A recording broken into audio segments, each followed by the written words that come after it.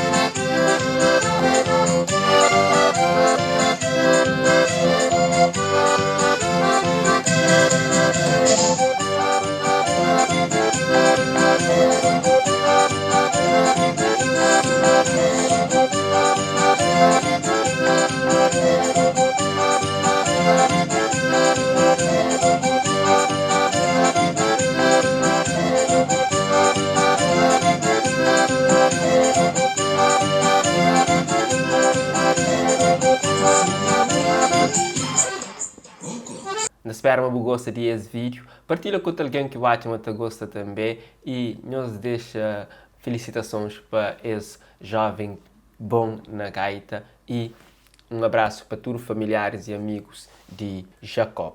One love.